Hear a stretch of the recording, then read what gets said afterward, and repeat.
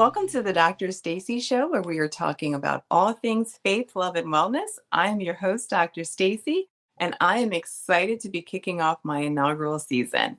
Each season, I will be tackling a theme. This season, we're going to be talking about healing Black men and lifting Black boys. I'll be taking the time to speak to incredibly talented and amazing Black men in their fields and professions to gain insight into key areas of wellness that help support our Black men and boys with faith, love, and wellness. Today, I am super excited to be having an awesome opportunity to talk to Tony J. Coleman. Tony is a sports and education consultant. He's had over 30 years in the basketball profession, everywhere from high school, college, to even professionally playing in South America. He is the founder and CEO of Total Game Basketball Academy. This academy helps families to navigate and go through the process and get to the next level when we're talking about sports. Tony, thank you so much for being with us today. Well, thank you, Dr. Stacy, for having me on. I really appreciate the opportunity to have a conversation with you today on your show. On my show, I know. I tell everybody, we're just talking. We are. So what I love about this, because I'm a huge basketball fan, like I'm a back in the day Scottie Pippen, fan, right? So the Yeah. idea of the hoop dreams, and I say that even to families, that I do believe we've seen this shift, right? The hoop dreams used to be about young Black men getting out of, I'm going to say with air quotes over here, the hood, right? Getting out of their Yeah. circumstances. Now we're saying, no, this is a career. Like, we are seeing our students train, prepare, get ready for a professional career in athletics.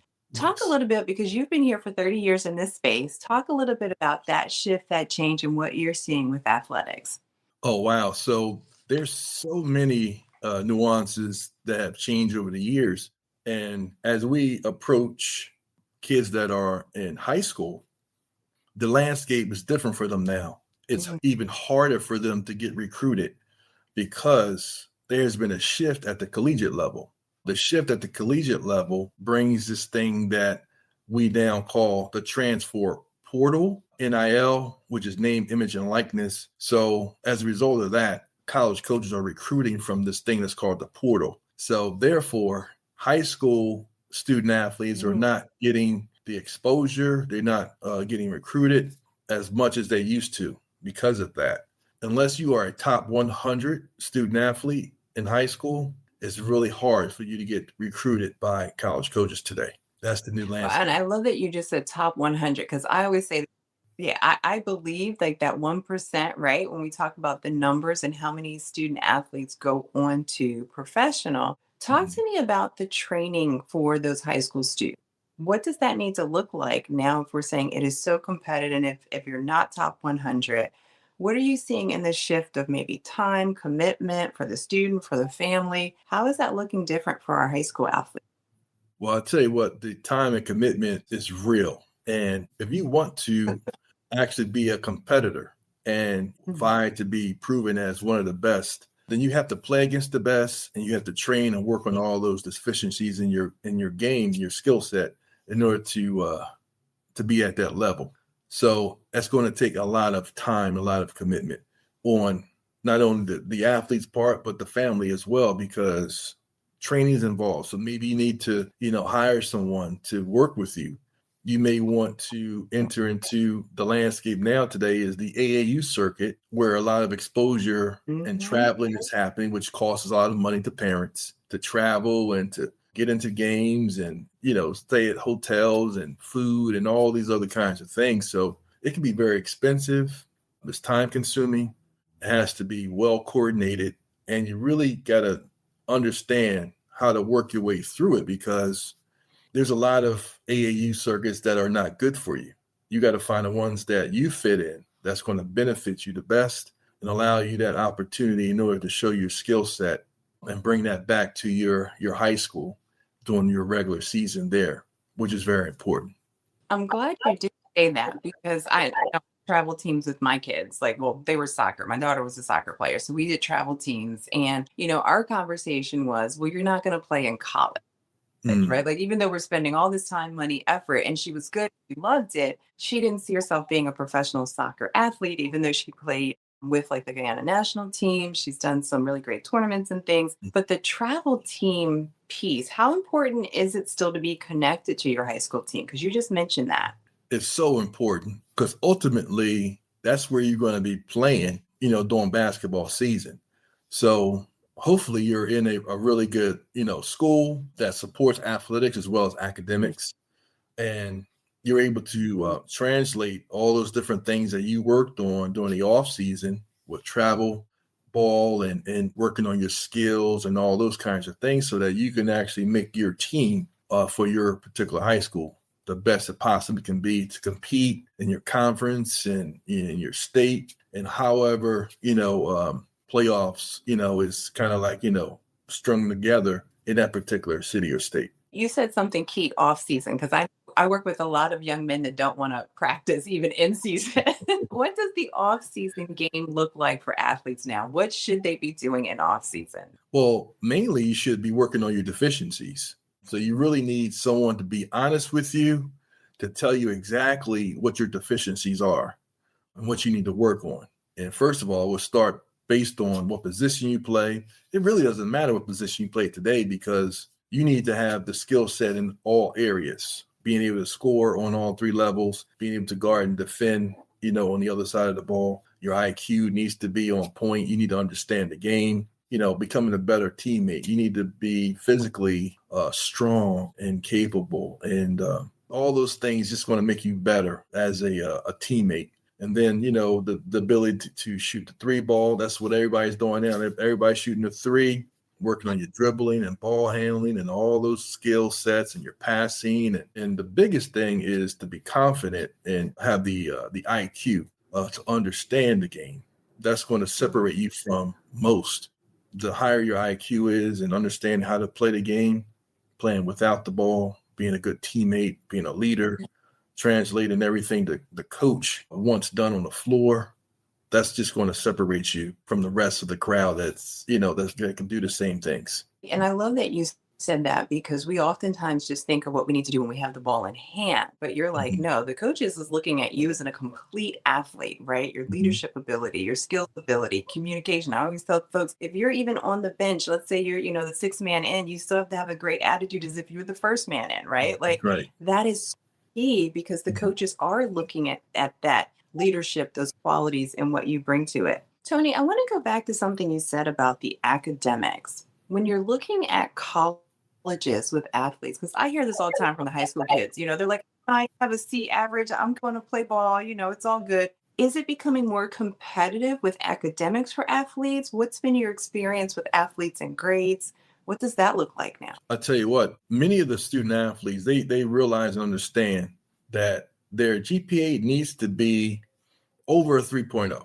I was saying push, try to get it to be a 3.5 or higher. You're vying for an athletic scholarship, Yeah. but at the same time, if your grades and GPA is 3.5 or higher, you can get academic scholarship and money, as another way of being able to pay for college tuition and not solely rely on your athletic talents that may not, for whatever the reason, pan out for you. So it's extremely important. And I have a high emphasis on the academic performance of the student athlete. This also draws more attention by colleges. Let's say, for example, that I'm working with a student athlete and I have to pick the phone up and call a college coach and speak on that particular student athlete's behalf. So that's something that I could share with a college coach that's going to help them say, okay, I want to know a little bit more about this kid. He or she has a great GPA. They're actually focused in laser sharp in their studies, and they have the athletic gifts to play the game at a high level. Now you're talking. Now you're being able to put yourself in another pool to separate yourself and increase the ratio and your opportunity to actually get pursued by those colleges. So academia is very important, and you need to know and understand what courses you need to be taking. And that's something that I will go through with whenever I have that opportunity to work with student athletes and make sure you're taking the right courses to be eligible and also, solidify the requirements by the NCAA. Mm. in their clearinghouse so that you can make that jump and everything would be smooth and a very good transition for you moving to the next level. And you mentioned, because I'm new to this idea of name, image, likeness. Like I still don't grasp it. I see it everywhere. It's on social Mhm. media. People are talking about it. What is that, and how does that impact athletes these days? Okay, so now what's happening with name, image, and likeness, Mhm. student athletes are able to monetize in sports now, even on the high school level, the college level. And what's happening is over the years, schools, mostly colleges, high schools had not, legislation had been passed yet for high schools, but colleges would use the names, images, and likeness of the athletes that played in their programs, and they monetized. The schools themselves monetized and made billions of dollars off of the backs of the student athletes. So now with the legislation being, implemented and changed because of different lawsuits that have come about because of this, the athletes now have the opportunity to monetize. So, your name, whatever that image is, you have a brand, that supersedes and bring revenue in and, whatever happens because of that, now you're able to make money off of it. And I mentioned earlier about the transfer portal. This is what colleges are doing now. They're offering kids a lot of money, six figures, millions of dollars to come to their particular college or university and play for them. And we're going to pay you based on, your name, image, and likeness. Some are more popular than others. And Mhm. that's another thing that I get into with the student athlete and the family is how do I develop and make my name, image, and likeness the best it possibly can be? And that's, Right. and that's where the branding come in at, marketing, learning what the whole business of sports is all about. How can I be a walking business card to be able to sell myself and really monetize and take advantage of this opportunity that we all have now in this space that's called NIL and the monetizing efforts that's been put forth. And many are really being educated. There are a lot that still don't understand and they need support and help. And that's why TGBA was born.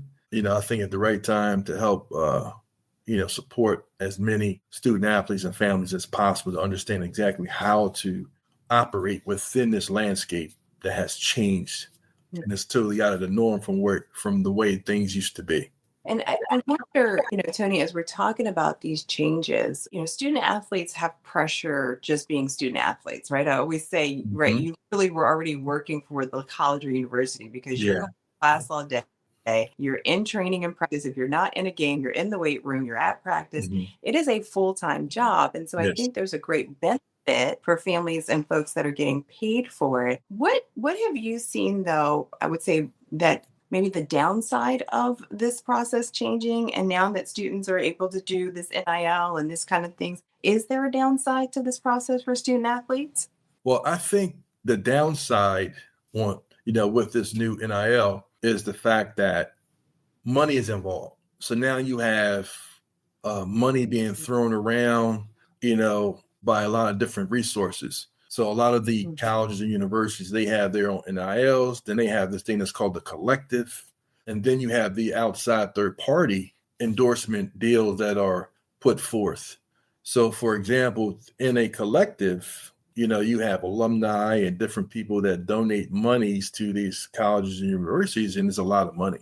So if they want to get the best players, they are willing to pay, whatever. So Mhm. there's only certain schools that have the ability to really pay those lump sums of money, and the other schools may not necessarily be able to compete. So that's an imbalance and disparity that's being talked about. A lot of the rules and regs have not yet been solidified. There's been an executive Mhm. order by the president to try to bring some of this together. And then there's been ongoing dialogue and proposals by the NCAA, active legislative body to try to bring some things in perspective. I think that, anytime you have something new like this, it's going to take a little while, but I think it's really, I think it's more positive than negative. I think it's just a matter of trying to figure this thing out. And that's been something that's been ongoing to get it to the point where it can be not so crazy out of sorts, but Yeah. operating on a even scale that is clear and cut, but at the same time, these are the rules. Hmm. But student athletes can still benefit and really get these deals going and have a say in their career. Because as you even mentioned earlier, only 1% of all athletes, collegiate athletes, actually make it to the professional level. So if they could monetize as much as they Yeah. possibly can while they're in college, then man, they're going to be, a lot more set, when it's time to leave college and go out and into the real world to operate and to live. I think it's good as long as they understand. The other thing I could say, or I can add to that could be a big downside, is financial literacy. Oftentimes, you have these student athletes who they don't come from wealth Hmm. and they're getting lump sums of money, Hmm. 500,000, 750,000, a million, 2 million. I can remember last year, Deion Sanders' son, Shador, he was making 6 million through his NILs and endorsement deals. I mean, like these college kids are making this kind of money. And if they don't have the right people around them, and if they don't understand Hmm. how to operate and budget and invest and just not just waste the money or be taken advantage of by agents and all these other people that try to go after the student athletes. I call them vultures because they just really go after these student athletes because it's money and they charge fees and all these other kinds of things. So if they can benefit from that, then so be it. And that's what they're doing. So it's very important that these student athletes get some guidance, are made aware of how to handle their money. Right. Tax is crazy. You're going to get taxed. It may, hey, they say 2 million, but a million is going to Uncle Sam. And then what else? You got all these other Yeah. fees. Let's say you have an agent. So it's Hmm. fees for agents. You got fees for, this thing, that thing, and the other. The list goes on and on. Then needs and wants, just spending money on high ticket liability items, not being smart with the money and not thinking that it's going to eventually run out if you don't take advantage of do something with it to help preserve it and to increase it as you move forward. Yeah, I love that because I know, someone's listening and they're saying, first of all, I don't even know what a sports and education consultant is, but even as you're describing, there's vultures out there. There are people that take advantage of. Mhm. And yet there's still, though, this need to have a team, right? Because again, we're talking about a professional athlete, someone who's going into a professional space. And even if you were to open up a business, because essentially it is the business, right? Yes. If you Yeah. were to open a business, you have an attorney, you Yeah. have, people legal stuff, Right. and that's essentially what we're now building these teams around these student athletes. Yes. Talk to about the vultures though. What would be some of the warning signs? What should people look for to know the difference between people who are trying to take advantage of their child versus people who are trying to assist and help and guide? Yeah. So I think that the student athlete and the parents or families, whoever the guardians are surrounding that student athlete, they really need to do their homework to understand the landscape and what they're actually walking into. And one of those areas is understanding contracts, being able to read the contracts, understand the language, know how to negotiate, because that's paramount. It's big. So you will have the vultures coming in. They say, okay, I want to represent you, and they draw up these agreements. It has a lot of fine print in there, that actually can damage you in the long term. There's been examples of you signing over your name, image, and likeness to this particular management company. And let's say you leave college and you go pro. So no matter how far you go out of college, we still have the rights of your name, image, and likeness. So we're going to continue to monetize off you even after you leave college. Wow. And you don't have the option to be able to control that. That's just one example. But understanding contracts and those agreements and knowing the right questions to ask, doing homework on these particular vultures out there, because many of them have, scenarios in their background where they've defrauded other athletes and they've done some other things. And you really got to do background checks on these folks out here and try to get some high recommendations from some credible people to know who you're dealing with. And you really gotta put the time in to do your homework to understand what's going on, because you can't even ask the right questions if you don't have any type of background or understanding about what this whole industry is about and what I'm actually involved in. You just can't say, okay, I'm hiring you, you're my accountant, I'm hiring you, and you just handle all that stuff for me. You turn over your power of attorney to them, and you have no idea what's going on. And this is what happens a lot with athletes. They say, man, I just want to focus on my craft. I just want to play, work on my game. I don't want to handle that stuff. And then their agents and all these other accounting people are stealing their money. They're stealing their money blindly, and it's happening a lot. I mean, there's a lot of scenarios, there's a lot of cases out there where this stuff is happening and taking place. And Tony, as we kind of close up, what would be your final thought or advice to parents and especially Black men in that space of college age? And then also, what would be your advice to maybe those parents, the caregivers that are raising young athletes? What would be your advice? My advice to the athlete as well as the families is to understand the business of sports, what it is that your goal is, and putting together a blueprint in order to achieve that goal. And that's one of the things that TGBA does, is to help you put together those blueprints. Along with that, I want them to understand that basketball is what you do. It's not who you are. Making sure that you teach your son and your daughter that this is something that you just do, but it's not who you are. It doesn't define you. Work on all of those necessary skills along with working on the craft of the particular sport that you play. So there's a thing that I've even been guilty of for years. I speak about plan A, plan B. We have to get away from certain terms. All right. So, Tony, we're going to pick up at our last where we left off for a moment. So, let's do our Laffy Taffy moment. I just want to make sure that got on recording. So, hold on one second. Taffy moment here. I always like to tell my guests a joyful heart is good medicine, as you were just sharing, right? This idea of taking care of ourselves. So, here's our Laffy Taffy joke of the day. What kind of shoes do ninjas wear? What kind of shoes does ninjas wear? They wear flats. Flats. Great answer. Close. They wear sneakers. Oh, that's good. That's good. That's good. Sneakers. That is good. Yeah. All right. So, Tony, tell everybody, how can they get in touch with you? What are your handles? Where can they find you? How can they get in touch with you?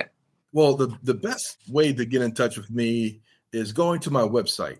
My website is totalgamesportsmedia.com, and there's an option there for you to sign up and subscribe, and you have access to the site and newsletters and blogs and things of that nature. There's a contact number on there that you can also reach out with questions. It's 302-568-1232. And then, of course, as you go into the website, you will see all my handles for all the different social media platforms that you can click on and also follow me and get in touch with me as well. So that would be the best way to do it, is going to the website. That website, again, one more time, totalgamesportsmedia.com. I love how you said it last time. Awesome. Well, folks, before we go, I like to do our Love the Babies Well segment. And again, thinking about today in Titus 2:6, scripture says, similarly, encourage the young men to be self-controlled. What I like about this conversation today about sports and athletics is discipline.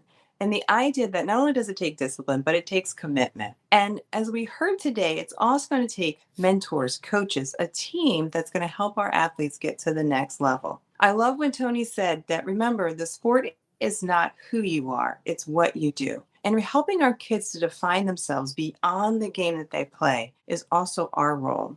Knowledge can help prevent a lot of heartache and a lot of lost opportunity. Yes. So having people to coach us, walk alongside, and encourage them is really the goal and the job of our OGs. So everybody, thanks so much for tuning into the Dr. Stacy Show. Until next time, keep the faith, love the babies well, and pursue wellness.